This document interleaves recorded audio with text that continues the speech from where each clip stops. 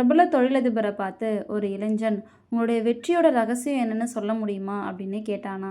அதுக்கு அந்த தொழிலதிபர் சொன்னாராம், ரகசியம்னு எதுவுமே இல்லை, வாய்ப்பு கிடைக்குமான்னு எதிர்பார்த்து கதவை தட்டிக்கிட்டே இருக்கணும் அப்படின்னு சொன்னாராம்.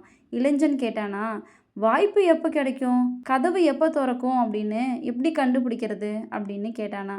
தொழிலதிபர் சொன்னாரா, கண்டுபிடிக்கிறதுக்கெல்லாம் வழி இல்லை, திறக்கிற வரைக்கும் தட்டிக்கிட்டே இருக்கிறது தான் ஒரே வழி.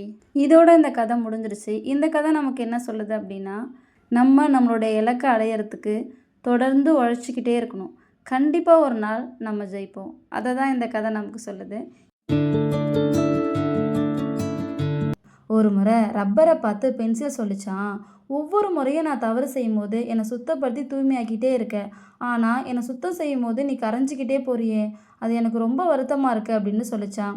அதுக்கு ரப்பர் சொல்லிச்சான், அது என்னுடைய கடமை, நான் படைக்கப்பட்டதே அதுக்காக தான், என்னை பார்த்து நீ வருத்தப்பட வேணாம், இதில் எனக்கு முழு மகிழ்ச்சி தான், என்னால் உன்னுடைய தவறுகள் அழிக்கப்பட்டு நீ திருத்தங்களோட முன்னேறி போகிறத பார்க்குறது தான் என்னுடைய வெற்றியே, நான் கரைஞ்சி போகிறத பற்றி எனக்கு கவலையே இல்லை அப்படின்னு சொல்லிச்சான்.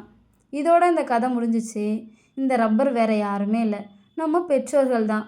அவங்க ஆயுள் முடிகிற வரைக்கும் நம்மளுடைய தவறை திருத்திக்கிட்டே இருப்பாங்க. இந்த உலகத்தில் நம்மளை பார்த்து பொறாமப்படாத ரெண்டே 2 ஜீவன் நம்மளுடைய பெற்றோர்கள் தான். இதோட இந்த கதை முடிஞ்சிருச்சு.